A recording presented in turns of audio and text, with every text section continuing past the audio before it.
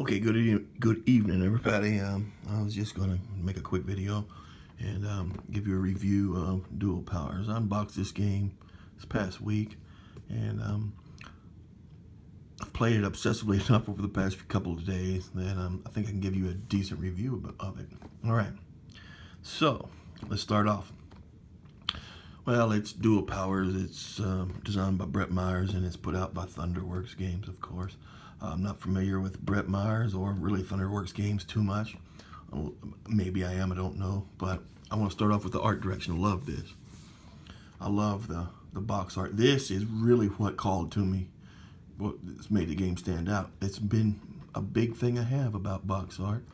A lot of box art in war games is, I mean, it just sucks, let's be honest. So something that brings you into a game, that makes you want to be a part of a game, this is what I want to see. I want to see something that really is nice. It stood out. It was discounted at a nice price, so I bought it. So the art, just love the art direction on the cover. Reminds me of a old, you got Vladimir Lenin and Peasant Worker there. Reminds me of those old 3M bookcase games, if you remember what I'm talking about. That's what the art reminds me of. All right, so getting into the game. The rule book. Well, first of all, the rule book. Well, no, yeah, I hate this rule book. Absolutely hate it. To be as simple of a game it is, and it is simple, I found the rule book to be unduly complicated for various reasons. I'm not sure why. Don't know if it's just the way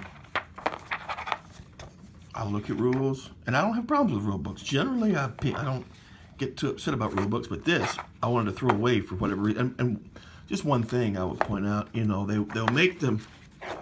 It's got a solitaire rule set to it, which is a plus. So they make the regular rule set, and then they give you a solitaire rule sets, okay?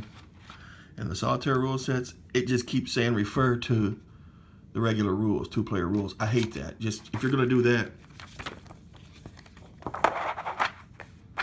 just bracket the solitaire rules within the regular rules. Don't make me flip back and forth. That's just one thing that that really stood out.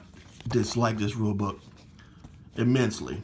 Thankfully, it's a simple game. You can figure it out without too much problem, but I hate this rule book. I hate the rule book. The game itself, well, the components are absolutely amazing. If you see, got a mounted map. And the game is, look, Twilight Struggle came out in what, 2005, let's call it.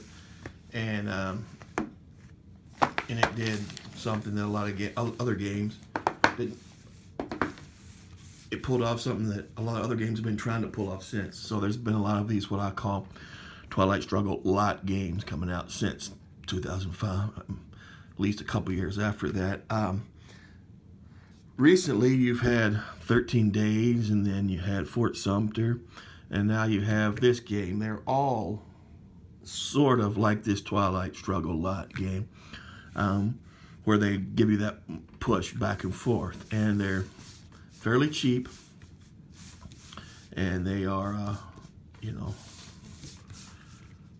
neat little games.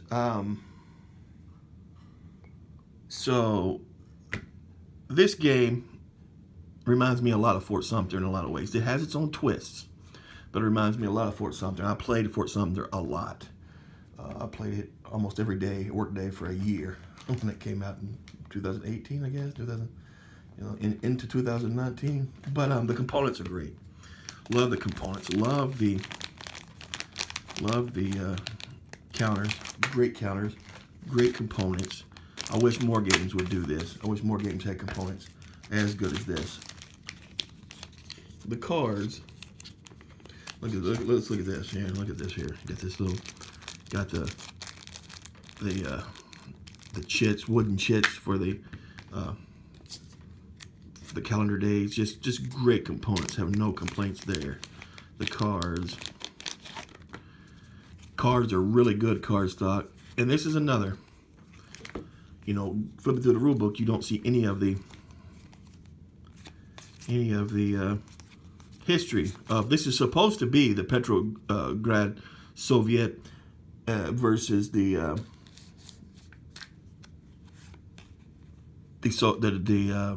Social Democrat interim government in Petrograd fighting over control of Petrograd. As we see it, what Petrograd means, Peterburg in Slav, you know, that's a Slavic spelling of it. So of Peterburg being the Germanic. But here you do have a history, and you do have going through some of the main players. All right. Another problem, you see, Vladimir Lenin, Joseph Stalin. These men were never part of the Petrograd Soviet, so he was, if I'm not mistaken, and so was Trotsky, obviously. The rest of them, but Lenin and not part of the Petrograd Soviet, so that's something. But the history, why would you not put it in this book? I mean, you don't. It's not a deal breaker. You don't have to have history. If you want to know the history of it, you should look it up. That's the way I always felt. But why would you not put this in a book form where I could, you know, I don't know, read it better? I don't know. Maybe that was the best thing they could do. That's just a minor criticism. The cards are great. Like I said, history is somewhat iffy. These two men were not a part of the Petrograd Soviet, so got that.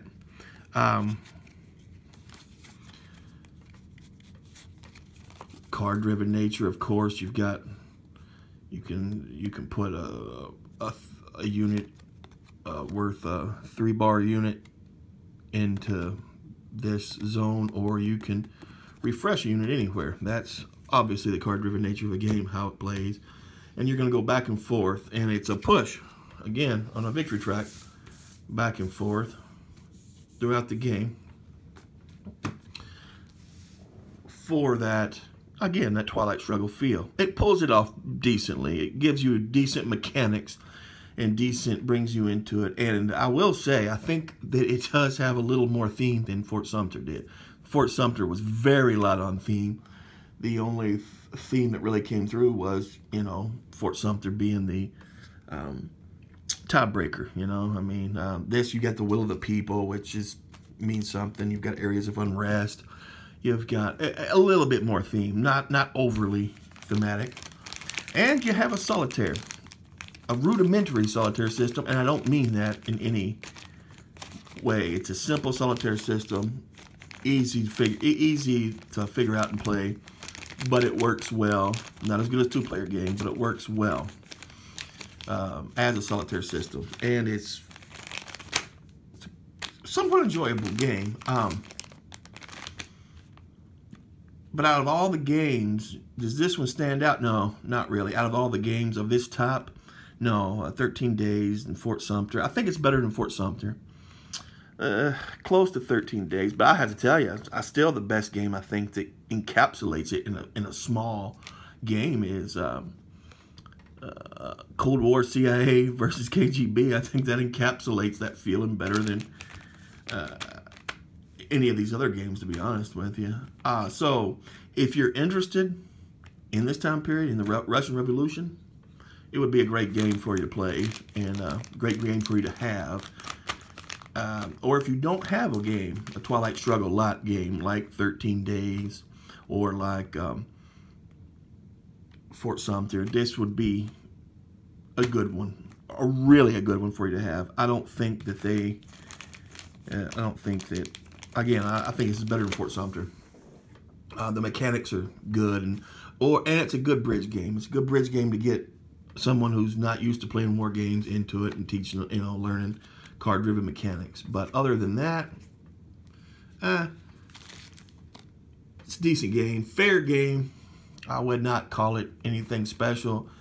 It doesn't do anything that other games do not, but decent game. My only major complaint's the rule book, and that there's a lot of other games like this out there. They're coming out with another one, Red Flag Over Paris, about the Paris Commune.